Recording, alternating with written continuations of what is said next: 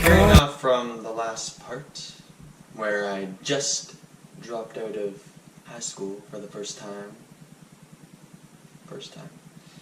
I was pretty lost at this moment, pretty sad and lost, and I just began to open my mind and start thinking about what is life. And I know that's a pretty ridiculous question because there's like an infinite amount of answers for that question, but I'd say this is the moment where I start developing insightive abilities. I don't know, I'm not saying I'm like some kind of superhuman, I just mean like where I start to actually think outside the box and to actually start thinking outside of myself. So I start to look from the outside as if someone else is looking at me instead of me looking out. Because in reality, I think that if you're just looking out, you're honestly not seeing a whole lot.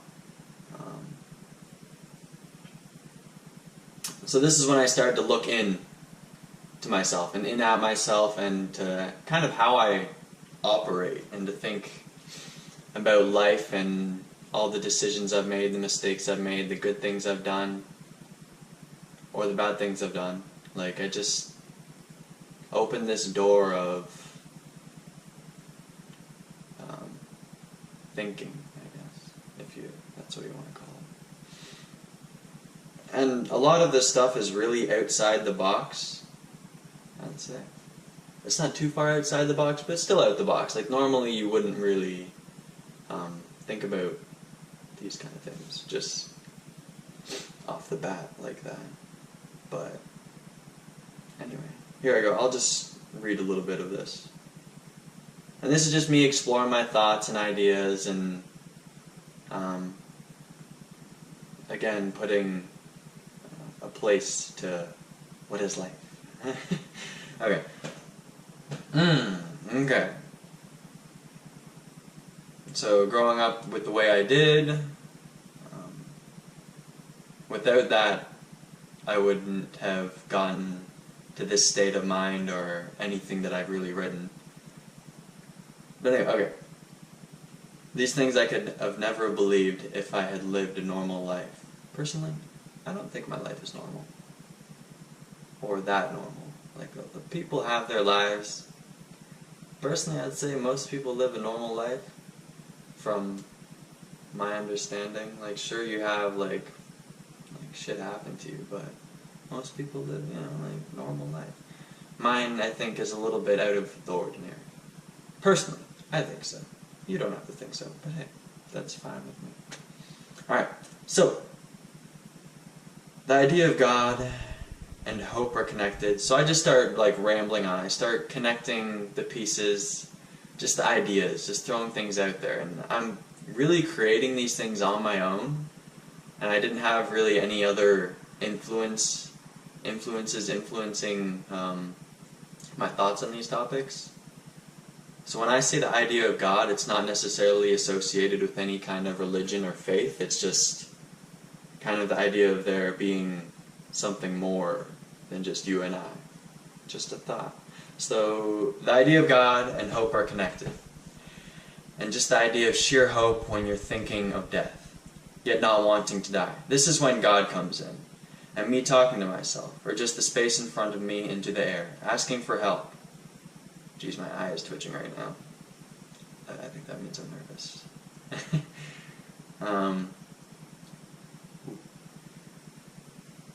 When there's no one else that can help. When you're alone and feel like nothing can change anything. Only if a miracle of sorts were to happen that could change everything. And then the idea of death. Something that I welcome. It's really dark. I get pretty dark. And if someone were to die for any reason or lifestyle, maybe someone would take action. And maybe people would realize what they've done. And finally, maybe there's an afterlife, or heaven, where everything is good, but all of those things are uncertain. which would be a waste of time if I just ended things, since there's a big possibility that the world would just stay the same, and that's just something I don't want. And then I put, I want the world to change. But that's pretty tough to do. But anyway, and then for the devil, I would then think of things that are seen as evil, and I noticed that it's all on perspective. A child could be raised from poor caretakers and could be the most perfect child, yet get treated as if he or she is devil-like. So they could be treated bad even if they weren't bad. And then from the parent's perspective or anyone else's perspective that they show this child is really what that child is or that person is. So everything again is on perspective. So having thoughts like this made me think that maybe the dark side is good.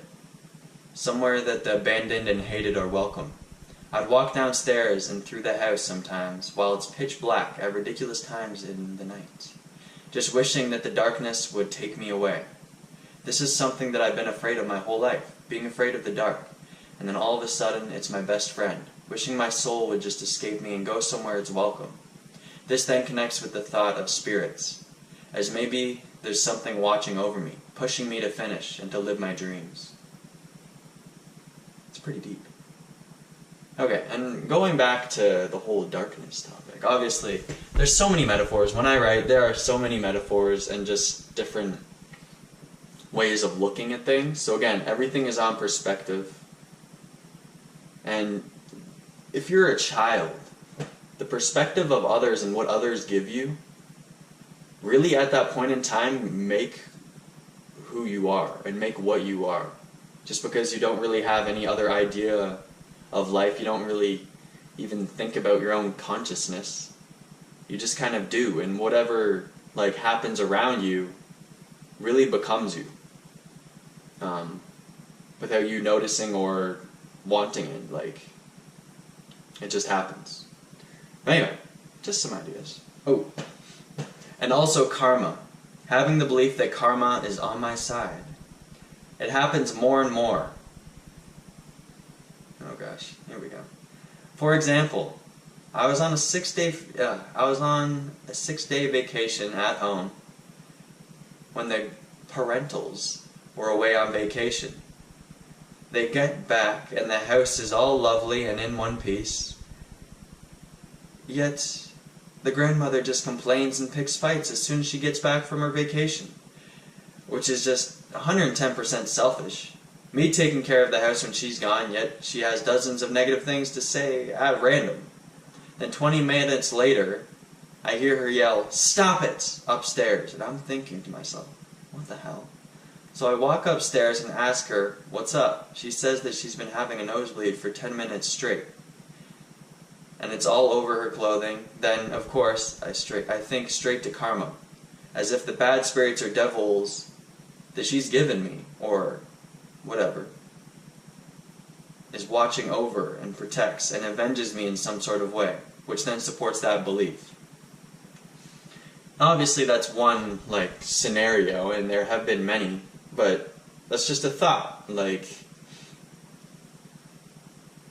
Say if someone's complaining for no reason at all, just causing someone else grief, and then instantly after something negative happens to them, that just instantly makes me think of karma. As I've said just then, it just makes me think of karma. Personally, I believe that eventually, what you put into the world and what you put into yourself and how you change the environment around you or how you affect the environment around you will, in the end of the day and at the end of the day, it doesn't make sense. In the end of the day. Does it? I think it makes sense. Okay, it does. It just comes back to you. So say if you do a good thing that day, something good will happen to you eventually. Eventually. I believe that something good will happen to you. Just reflecting that positive energy that you give, the energy will eventually come back. And I guess I also believe in balance. I don't know, these are all very superstition kind of topics, or superstitious kind of topics, but That's what goes on in here, okay? That's just me, like, putting things together. Why does this happen? Why? I always ask myself why, and then eventually I come up with some kind of answer, or I'll just ask people. Like, it's probably really annoying. If you hang out with me, or if you know me, I'm always asking why. Like, if you say something, and then I'm just like, why? Like, it's probably, like, the question that I've asked the most in my entire life. Just why? Just questioning things. I don't know. I'm always trying to figure out what's going on. So say if I ask someone else why, I'm trying to get to know their thought process and actually how they came to this idea or why they said something. I want to know the path that their mind took to get to that point of the answer. I don't know. I've just always done that, and I don't know, I just like knowing things rather than just assuming things. Okay. So now moving on. Anyway, moving along, during the summer I just said, screw it. Maybe if I go to another psychologist, they will leave me alone. Quote unquote. The parental figures. Oh goodness. Like, just to take it easy, you know, like... So they think I'm getting help with whatever issues they think that I have, kind of thing. So anyway, so I went a good amount of times, maybe like 3. 3, yeah, I'd say so. They tried putting me on these weird pills. I took one of them for 2 days in a row, so 2 pills in total. They would have apparently the same effect as marijuana, so like I went back, reported kind of like how it felt, and they said it has the same effects as marijuana. But I'll tell you like what the symptoms were. I don't know what the name of the pills are right now. Personally, I don't care, because this is like, in my entire life, these are like the 2 pills I've ever taken. But anyway, they would have the effect of having double on my emotions. It would make me not feel so good. I was pretty depressed at the time, hoping that these pills would just make me completely emotionless, like a zombie of some sort. So the grandparentals could just yell at me all they want, and I would just feel nothing. They didn't have that effect. Things just got worse, and they started acting as if the pills were making everything worse. Even though I wasn't even on them at the time. So I only took the pills twice, and later, or after, they would just assume that I was still on them, and like, oh, these pills are making you worse. And I'm like, I'm not even on them, guys. Like, seriously. Just ridiculous. Anyway. Oh, and here's an event that happened. Every car ride back from this psychologist woman would end up getting me in some kind of trouble in the car. Me saying nothing at all, hoping she wouldn't say anything, then having her just flipping out on me for saying that I've changed for the worst. She would legit, so this is one event, she legit slammed on the brakes to tell me to get the fuck out of the car, yet I did nothing. Then I stopped going to the psychologist lady since it only seemed to make things much worse. So yeah. Going back to that memory. Yeah, so apparently I was reflecting like an attitude or something, which I wasn't. I was just trying to be calm and cool. I got in the car just to go home, whatever. And then she's like, oh, you changed. And I'm like, no, I haven't. No, I haven't. Like, I'm not changing or anything. I'm just going to stay the same old me. And then she'd legit just slam on the brakes, pull over to the side of the road, and just like, do you want to get the fuck out of this car? And I'm like, no. And geez, she'd make me very emotional. Like, man, almost in tears at like the shock of like, what the hell? And I don't know. It's insane. Anyway, carrying on. Like I don't really do much. I'll ask why, and that'll get me in trouble. But anyway, okay. As summer passed, being more connected and aware of everything that was going on, I then decided to go back to school, a completely different one, after being made fun of for dropping out by my grandparents way too often. So I'm sure you can understand this, like someone just harassing you, being like, "Oh, you dropped out of school, you're no good," like all that kind of bullshit. Like, I'm sure you can understand, but seriously, it's just ridiculous. Like, it's my life. I deal with the things that I deal with. You don't have, like, never make fun of someone for dropping out of school, because there's always a reason. It might not be a good reason or a bad reason, but you can't always assume bad. Or that, like, the person is stupid or something. Like friggin' geniuses have dropped out of school. People that are very successful have dropped out of school. And personally, I just think it's wrong to assume the worst. But in my case, like, it's pretty sad for dropping out. But anyway. Oh, and here's why I was a little bit ticked. And being rubbed in my face that I am just like my mother and father. Which I clearly wasn't. Sure, I don't know what their academics were like. But I guess they're comparing me to someone, I don't know. Anyway, just negative shit. Which I clearly wasn't, but still in the end, the mindfuckery still tugged at my own morals. So I still felt it. Like, I don't want to feel these things, but any kind of negativity that I was exposed to, like, I'm going to feel. Anyway. So I went back to school. It was going great. I was doing much better than I usually would do. I don't know. Maybe I just started to care and be like, I got to get this done, kind of thing. I think so.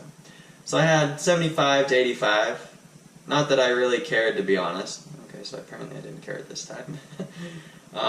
This is a different time. A different time I cared. At this time I didn't care. But anyway, not really caring, to be honest. Since schools are completely overrated and unfair systems anyway. But I suppose they also do get a lot of people out there with a large supply of mostly useless information. But a good generalization of stuff. And then I put unquote, in quotes. Not really. Anyway, doing great, yada yada yada. Still dealing with the constant lies and yelling, being threatened I could be kicked out any day. If you haven't realized, these people that I've lived with for the majority of my lives seem to be a little psychotic, I put. Psychotically obsessive. Okay. I know why I said this. Keeping you close, making you feel hopeless of life, just so you have to depend on them. Personally, I believe, so this is what I'm putting, this has truly ruined my father's life with a bunch of other negative decisions that he has made that truly just didn't help him whatsoever. Okay, so saying that, currently, like I don't want to really hate on my dad, but he's 40 years old right now, and he's living in the garage. That's fine, sure, but